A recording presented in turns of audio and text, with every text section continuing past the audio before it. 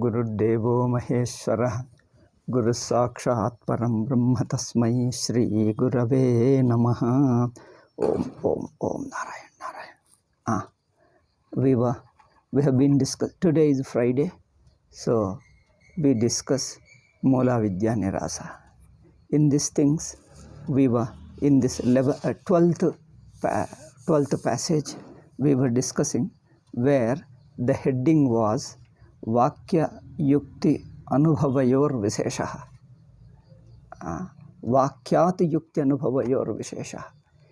Compared to an authoritative text,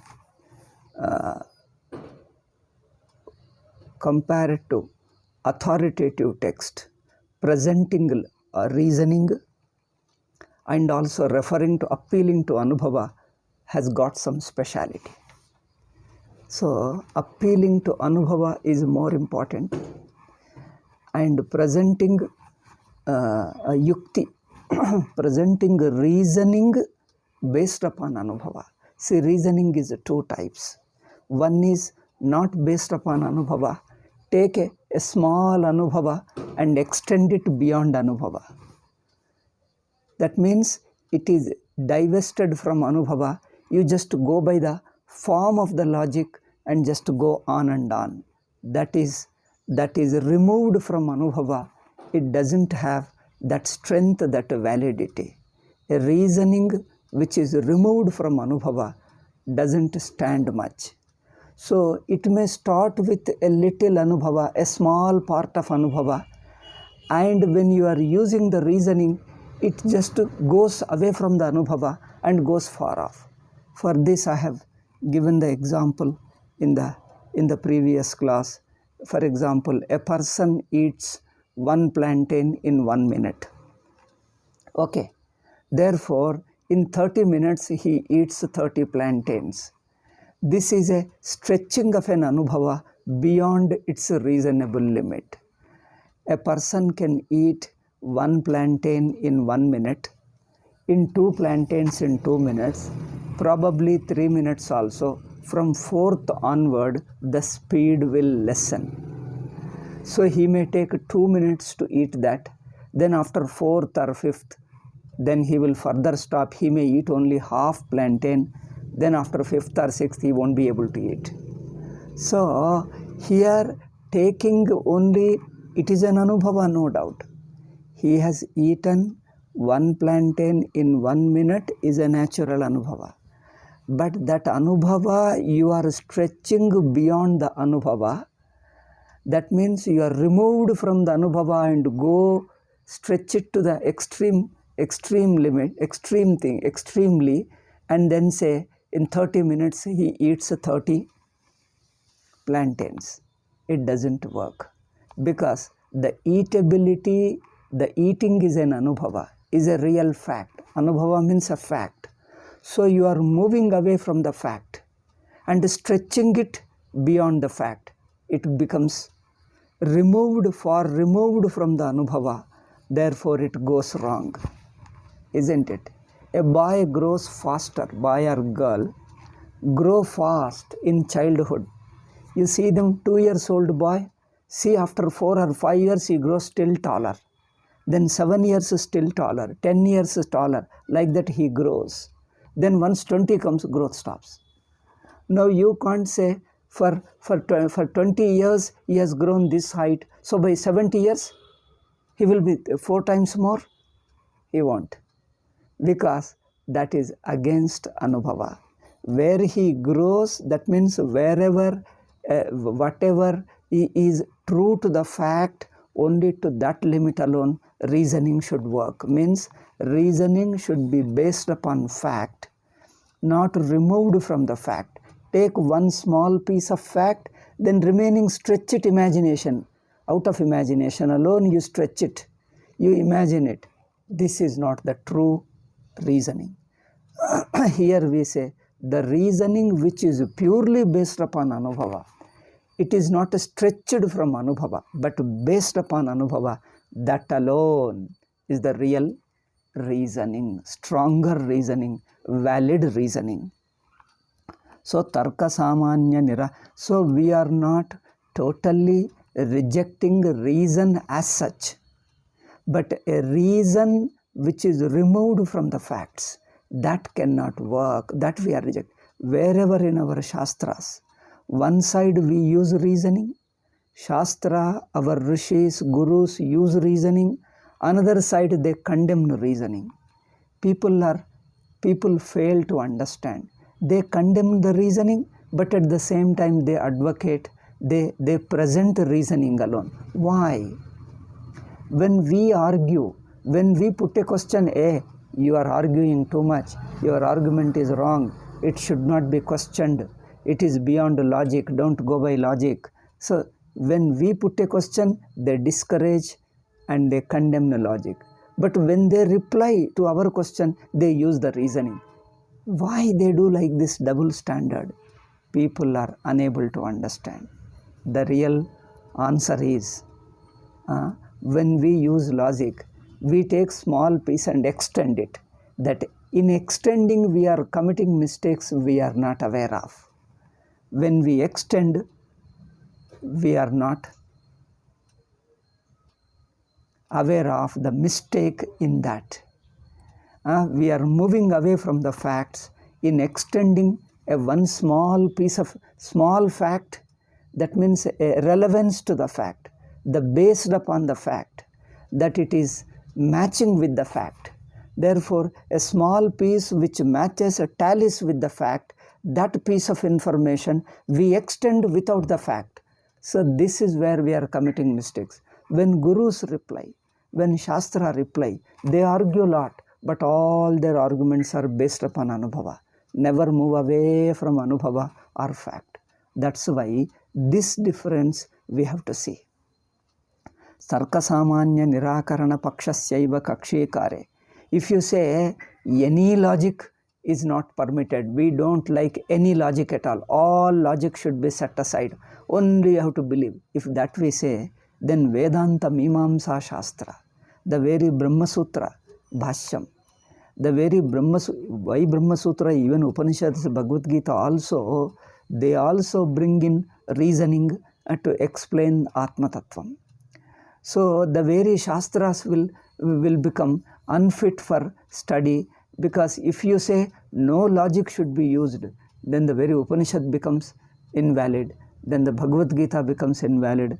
Of course, Brahma Sutra Bhashyam becomes totally invalid if reason was not permitted. Whole Brahma Sutra Bhashya is only reasoning alone. That's why it is called Nyaya Prasthanam. Brahma Sutra Bhashya is called Nyaya Prasthanam because it is mainly, predominantly discusses through reasoning alone. Without reasoning, no sentence moves there without reasoning. No sentence comes without some reason. So the entire Brahma Sutra Bhashya is considered as the best of Vedanta Shastra, and it deals with only reasoning. Okay? Therefore, this shows that we are not totally against reasoning. We are only against the reasoning deviated from the facts, moved away from the facts, only from the akara. Akara means external format alone, like A is equal to B, B is equal to C, therefore A is equal to C. Who is A, what is A and what is B? Which aspect you are comparing? How can two things be so similar that just same? And B is equal to C, therefore A is equal to C. How can you compare that? Because here you are only giving a general name of A and B and C. Who are they? What are they? Which aspect you are comparing there? What quality? Nothing is known. So this is called a superficial, like our mathematics is only A plus B is equal to whole square. What is A? What is B? How can A and B combined? On combination, do they remain A and B? Or they mix, become into one? What are they? Is it waters? If it is water A and B, then there is no, all water becomes one only. If you say A plus B means if A is a paper and B is a fire, we combine together, therefore something. Paper and fire combine, there is only budi only, there will be only ash alone. So what is that A and B? Without knowing it, simply combine A plus B. A plus B means what is A, what is B. If A is paper and B is fire, we combine, then something, what will be born? There will be only ash. So, what are those objects? What are those qualities? In combination, what will happen? Without knowing those details, the knowing the details is facts. That is facts. That is Anubhava. So, without referring to Anubhava, just external format is only Shushka Tarka, dry logic. In Sanskrit we call them Shushka Tarka. Shushka means it is a wild logic. Wild means irrelevant, not based upon Anubhava, not relevant to Anubhava, and removed from Anubhava, superficial only imagination. So that doesn't work. That is not a valid reasoning. That doesn't help. But in Vedanta is not talking of that kind of reasoning. Okay? Vedanta mimamsa shastrasyaiva tarkatmakasya. It is a predominantly tarkika shastra. Tarkatmaka means it is a shastra of reasoning only. Syat anarambaniyatvam. If we were to exclude all kind of logic, any logic as such, just exclude logic, only believe, if that were the case, then there would not be any place for Brahma Sutra Bhashya. Brahma Sutra Bhashya would not have any place at all. But we have given a place, primary place, most important place. We consider Brahma Sutra Bhashya is more important. That means reasoning based upon Anubhava can really reveal the truth.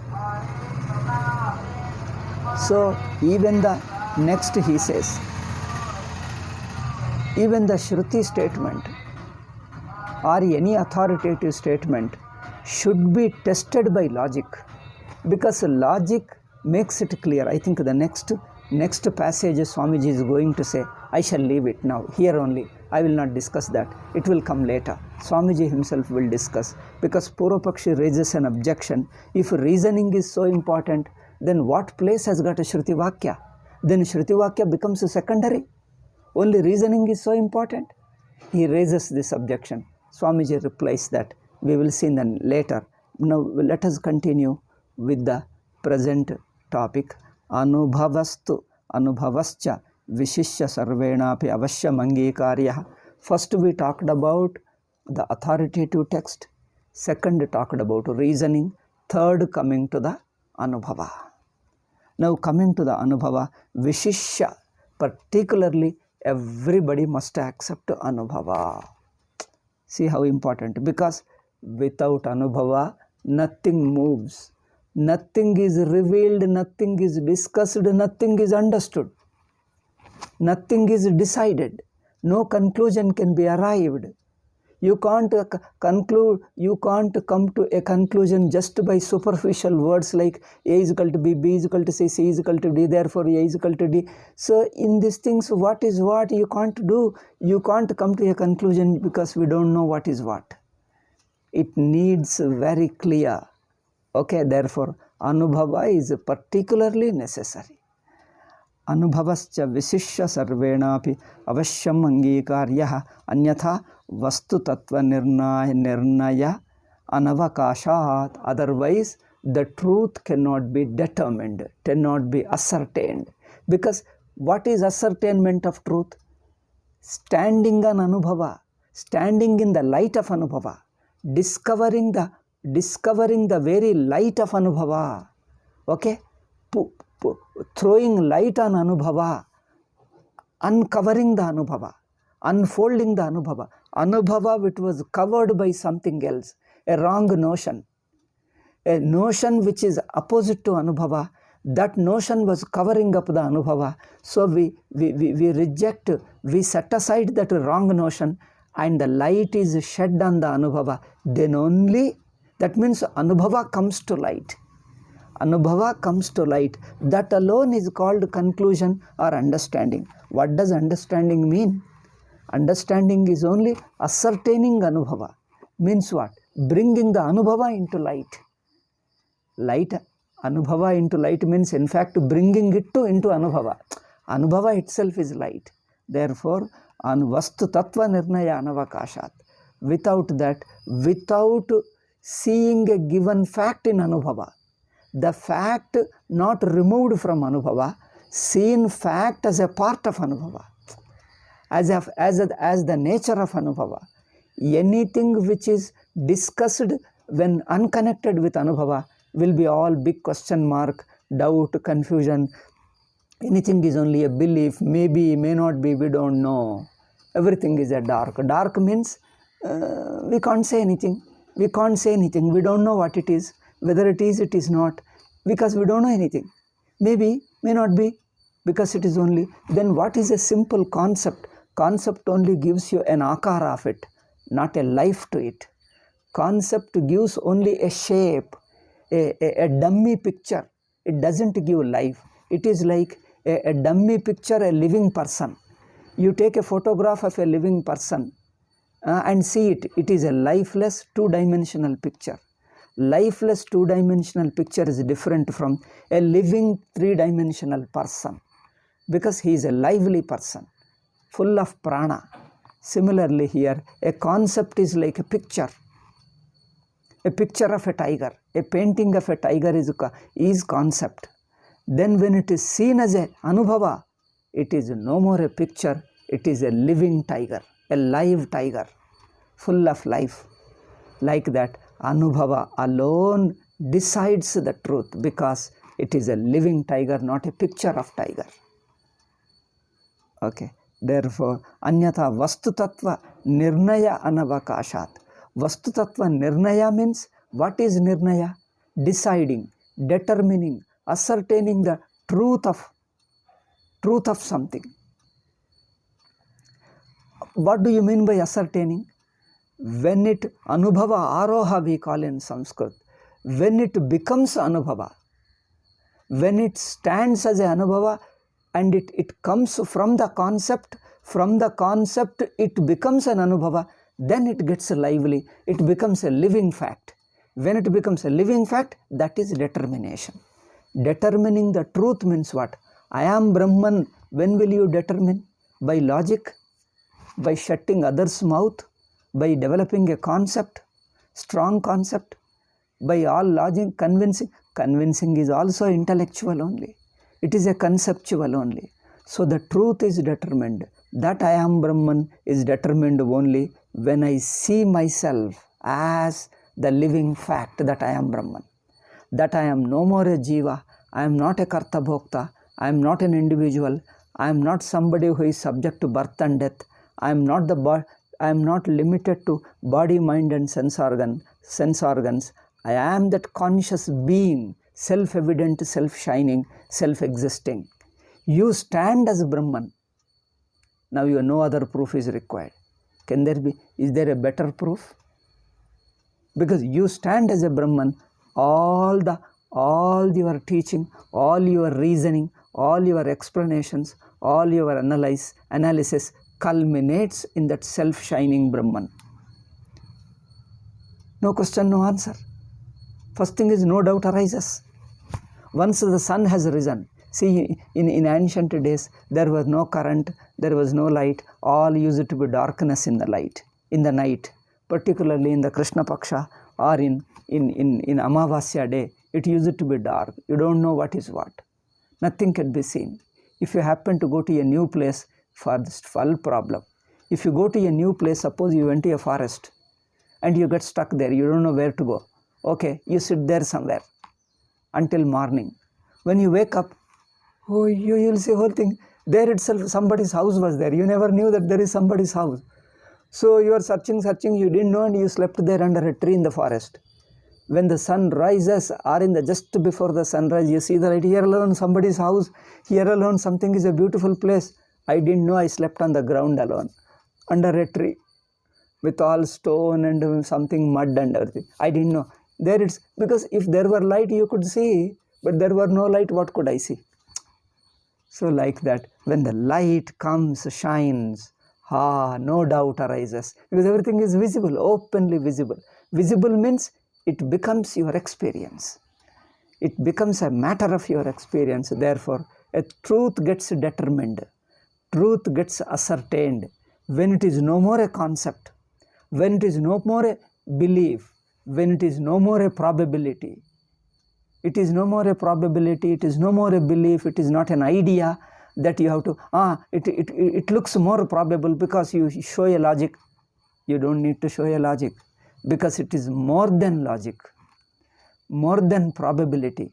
It is a self-existing fact which nobody can deny, nobody has any doubt. Once you wake up, you see, you are awake, you are conscious of yourself. Is there any doubt? All doubts end, all doubts come to an end at that time. Therefore, Anubhava is the final determinant. That's why Swamiji says, Vastu Tattva Nirnaya Navakashat. If it doesn't stand as Anubhava, doesn't culminate into Anubhava, then all doubts remain. It cannot be called as a determination or ascertainment of truth. Anubhava anusare vishayatvam hi tattva shabda. In fact, what is tattva? Tattva means reality. Then what is reality?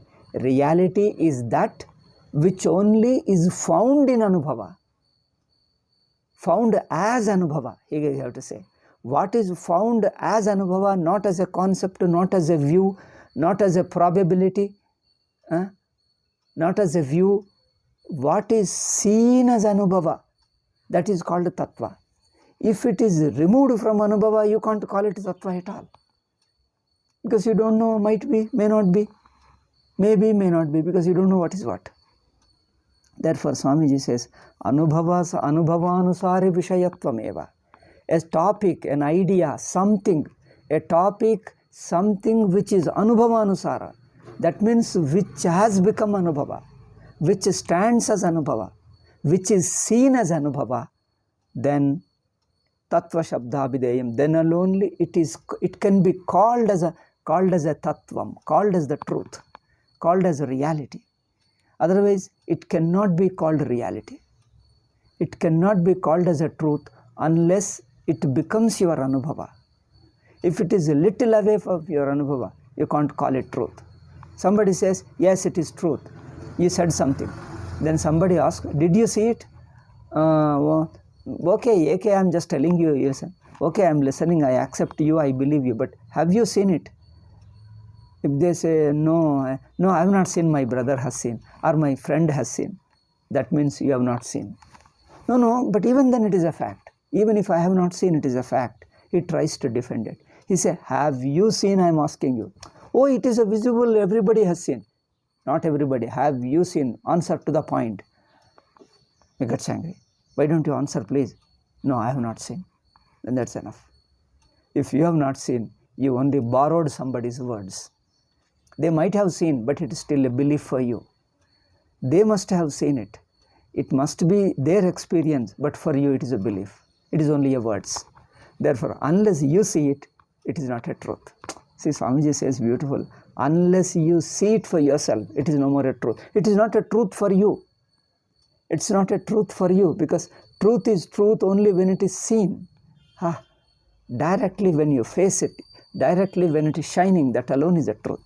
Therefore, atayeva pramananyapi anubhava samvad. Okay, coming to the pramanas, pratyaksha anumana, even those pramanas, shabda pramana, even those means of knowledge become valid only when they come to highlight some anubhava. See, pratyaksha, when can you say your sense organs are valid? Sense organs reveal some truth. When then you say, when the eyes really reveal something, when you can see the color, then you say. That means pratyaksha also has to culminate in anubhava alone. It should produce some anubhava. It should highlight, bring to the light. That means, or it should become anubhava. Then only it can be, pramana can be called pramana. Suppose you try to see the eyes, you have tried to see again and again, you could not see. Okay, time is up now, you have to go away. Okay, you go away. Then they ask you, have you seen it? Yes, I have seen it. Tell me, how is it? They ask me, how is it? Tell me. The other person asks, you tell me, first, have you seen it? Yes, I have seen it. Tell me, how is it? It is, tell me, you ask other person. It is a green in color, light green. Yes, it's light green. You are only borrowing from others' words, that means you have not seen. Pratyaksha also becomes pramana only when it arrives as your anubhava. Only when it becomes your anubhava, pratyaksha is pramana. Even anumana also, the linga means the indication. Like you see the smoke and in for the fire. So the smoke has to be your anubhava. If smoke is not anubhava, fire cannot be inferred. Second thing is, smoke and fire connection should be a matter of anubhava. First, smoke is anubhava, and smoke and fire connection also should be anubhava. That means, even in an anumana pramana, what are you talking? You are only referring to your anubhava only. You are appealing to anubhava. Without anubhava, no logic works, no perception works. No sense organs can reveal without culminating in anubhava. No inference can reveal unless it also is based upon anubhava. It is referring to anubhava only. How can you say the mountain, there is a fire on the mountain. Mountain is on fire. He says, because it's visible, I can see, that's why there is a fire. Do you see the fire? Yes, I see it. Yes, I have seen myself for myself. How did you see the fire? Because I saw the smoke. That means I have proven. That means the very smoke is your experience. Ultimately, your conclusion rests on your experience alone, that I am seeing directly for myself the smoke I have seen. When I have seen the smoke, then what else you need the proof? That means inference also depends upon anubhava alone. Without anubhava, no conclusion can be accepted, can become valid. Okay, therefore, pramananyapi, even Shruti Pramana also has to touch some aspect of anubhava only. Some partial anubhava, some aspect of anubhava, without touching, without highlighting, without bringing it to your anubhava, you can't understand. So all pramanas ultimately depend on anubhava alone. If they don't highlight some aspect of anubhava, pramana can't be called valid at all. Therefore, Swamiji says, pramananyapi. In fact, this argument is of Sureshwaracharya. In Naishkarma Siddhi, he says that.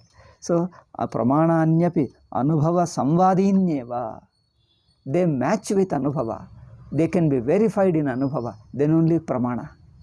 A pramana is a pramana only what it produces, the knowledge it produces, the light it produces is in tally with, in matching with anubhava.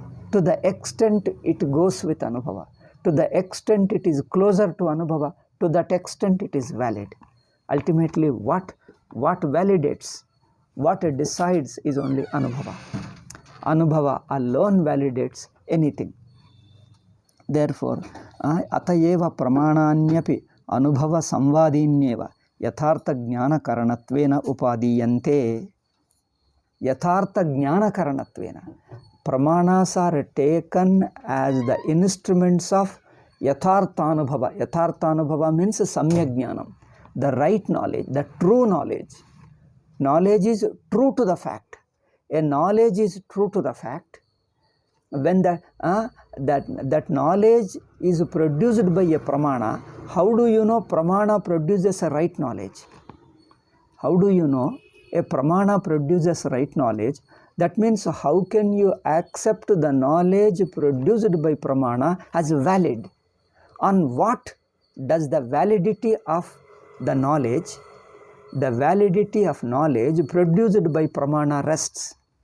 On what the validity of the knowledge produced by pramanas rests, whether pratyaksha or anumana or shabda pramana. Any pramana, even pramanas have their shelter, have their strength, or have their validity only when they come closer to that anubhava. They are in keeping with anubhava. They can be verified in anubhava, they can be seen in anubhava. To the extent they come closer to anubhava, to that extent they become valid. So, pramananyapi anubhava samvadini eva. they are in keeping with Anubhava. They are closer to Anubhava. They tally with Anubhava, match with Anubhava. Yathartha jnana karanatvena upadiyante. Therefore, pramanas, pratyaksha, anumana, etc. are taken or accepted as a valid means of knowledge.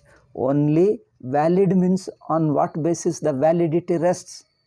Only when it refers to Anubhava.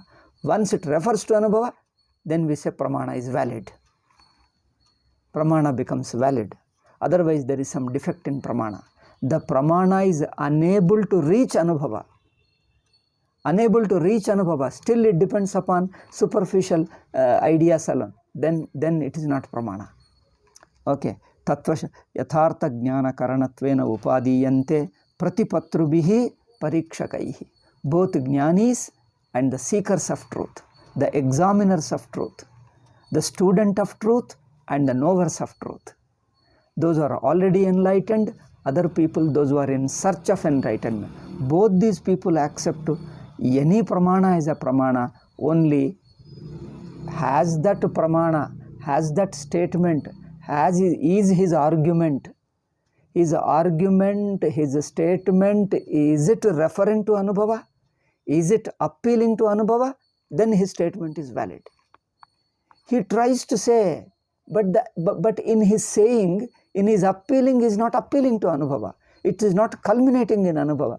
Then the big question mark, the sentence remains still question mark alone. Argument, perception, whether perception or argument or a statement. That means pratyaksha, anumana, shabda pramana. These are all Sanskrit statements we are using in the modern English. So the perception or an argument or a text, authoritative text, they all, any of them become pramana when only when they point out Anubhava. Only when they point out Anubhava, take you to Anubhava, they place you in Anubhava. They put you in Anubhava. That means Anubhava alone wakes up. Then it becomes a self-shining, self-valid. Validity is self-validity. Its validity is not determined from outside, from a third factor, from another factor. Like when you lit a lamp, what is the proof? In a darkness, people were struggling hard. In those days, in childhood, there was no current. We had to live in darkness with a small lamp alone, kerosene lamp or some such lamps. So it is all dark. Then so you ask somebody, only voice you can hear, but neither you can see the person nor you can see any things in the room. Then you request somebody, why don't you light the lamp? I am unable to see anything. Okay, he lights the lamp. He says, no, the other person delays it. He says, hey, please, I am asking you, please light the lamp, light the lamp, light the lamp. He says, okay, I shall do it. He waited. Then he loses temper. Hey, why don't you light the lamp? I have been repeatedly requesting you. What should we say? I have already lit the lamp. Can he say that? Because if it has lit, if he has lit the lamp, it would be visible. It would be visible. Nobody would question again. Now then at the fourth time when he is requested, he lights the lamp. Now he doesn't ask, have you lit the lamp? Tell me. He says, can't you see? Do I have to tell you orally? Once I lit, you can see for yourself. That is a proof. Once you lit the lamp, has he lit the lamp or not? What is the proof? Self-proof. It will be visible to you. That means your Anubhava is a proof. Has he lit the lamp or not? People argue, has he lit the lamp or not? Prove it. If you see the lamp, that is a proof. What more you need it? Therefore, it is a self-proof. Anubhava is, what is Anubhava? What is self-proof is called Anubhava. What is self-proof, self-validity is called Anubhava. Swayam Prakasha is Anubhava. So, you don't need another proof to prove this one, because that is self-proof. When somebody lights the lamp, has he lit the lamp or not? I requested him 3 times. Has he lit or not? Go and ask him. He says.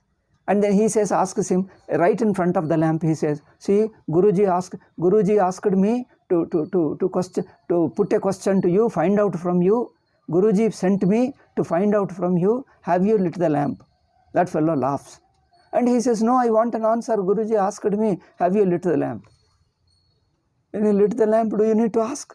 Do you need confirmation from another person? Yes, I have lit the lamp. He comes and says, yes, yes. If it is lamp, lamp is visible. Similarly, in Anubhava, once Anubhava rises, wakes up in you, when Anubhava wakes up in you, do you need to ask Guruji, Guruji, I feel that I am Brahman Jnanam. Is this Brahma Jnanam or is it not? Or I need to do furthermore? If it is Brahma Jnanam, it is a self-shining. Do you need confirmation or certification from Guruji or somebody else? Anubhava is a self-certification. Anubhava is self-valid. You don't need confirmation or ratification or confirmation from somebody else or from your memory, because once light is lit, it is self-shining. All proof is there, all doubts are gone, nobody need anything. Everything is self-evident, that's all. So in the self-evidence, all doubts get lost. All doubts go away. Okay, so here, therefore, Pratipatrubihi, whether the learned or that means enlightened people or the seekers of enlightenment who are searching for it, who are analyzing it, who are inquiring it, those who are inquiring, those who are already enlightened, all of them depend upon Anubhava alone. Anubhava alone is ultimately Pramanam. If there were no Anubhava, there was no way of knowing whether I have known or not. See, you were sleeping. We had to catch some train or aeroplane early morning, but you have been deeply asleep. The other person wakes up. After you waking up, do you need to ask him, hey, am I awake? Am I awake? Please tell me. Do you need to ask others? Am I awake? Hey, we have to go. You told me that we have to go. We have to get ready and to go proceed to the airport or railway station. We need to proceed. You're asking me. Now I have a doubt. Am I still sleeping or am I awake? Can you ever put such a question? I asked you to wake me up, okay? Since we have no alarm, we have no watch. I've asked you. In those days, we didn't have alarm or anything. In those days, in villages, no watch and nothing. Now we have everything. We have got many facilities. So in those days, there was no alarm. So if I woke up, then you don't know what time it is. So anyway, so the alarm you put then means you have to wake up. Now, am I awake or not? How do you know? Am I awake or not? Do you need to confirm others? You get up from your room and come out and say, you see, please help me. I have to go to railway station. I have to travel somewhere. So I woke up. So I set an alarm. I have no alarm. I woke up. Now I want to confirm. Am I awake? Am I awake? Please tell me. Am I awake now? Now can I proceed now to the railway station or am I sleeping? Do you ask this question? You don't need to ask, because any knowledge is self-shining. You don't, once knowledge arises, if it is a true knowledge, the true knowledge comes with its self-validity. Self-shining we call it, Sayam Prakasha. The knowledge arises with its self-validity. It doesn't need any consultation of others, doesn't need confirmation of others, certification of others, because that is the very nature of truth. Okay, therefore, nachedam shankaniyam anubhavopyeka rupatana. Regarding Anubhava, there is another question the Purvapakshi is raising, and Swamiji answers. He says, okay, you are talking of Anubhava. Okay, I have understood that Anubhava alone is the culmination of any knowledge. Any knowledge becomes valid only when it happens to become Anubhava. If it is not Anubhava, it is a probability, imagination, ideas, views, opinions. We can't be sure of anything. All these are only ideas and confusions and all, doubts and so on. So here, but regarding Anubhava, there is a problem. There are many Anubhavas. Out of them, which Anubhava you have to say as the final Anubhava? Again, there are many anubhavas. He says, Nachedam shankaniyam anubhavopyekarupo na bhavati ekantataha. Anubhava is also universally, unanimously not one. Purvapakshi says. It is not unanimous. It is not universally one. Because each one has his own anubhava. And one's anubhava contradicts with others' anubhava. Therefore, even regarding anubhava, you need further verification. That means anubhava needs some external factor to confirm it. Anubhava itself doesn't confirm. And even there also anubhavas are many, varied. How do you know? How can you be sure of it? This is the question. To itarata bhranti samyak jnanayor itaretaratvam pisyat. Because if you don't determine this clearly, if anubhavas are many type, you are in the bhranti. When you are in bhranti also it looks like anubhava. When you are in bhranti, when you are in dream, it looks that you are awake. You feel that you are awake. Are you really awake, or are you awake in the dream? Are you really awake? Have you really woken up, or you are awake in the dream? How do you know? Purvapakshi asking a good question. Itarata bhranti samyajnana yoho itaretharatvam. Because bhranti also, like in dream you slept and woke up and you say, I am awake now. He thinks that I woke up now. I woke up is a dreaming state also. In dreaming you dream that you have woken up. In dream you have woken up. Now what can you say? Now I have woken up, I am not dreaming, I have woken up, and you say. But that itself is a dream. I have woken up, I am not dreaming is your dream. See, that I am not dreaming, I am really awake itself is a dream. Then how do you know whether it is bhranti or whether it is real waking up? This again is a confusion. This is the Purvapakshi's question. It's a good question. Swamiji replies, Ubhayavadi sammata eva anubhavaha. See, that anubhava has to be checked. If that anubhava stands, doesn't shake, and it is universal, nobody can disturb it.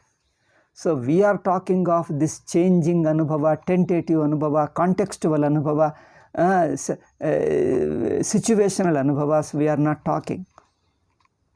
The real anubhava is that the real anubhava is universal and universally accepted. It is a universal anubhava, consensus is there, it is a universal. What is universal cannot change, cannot improve.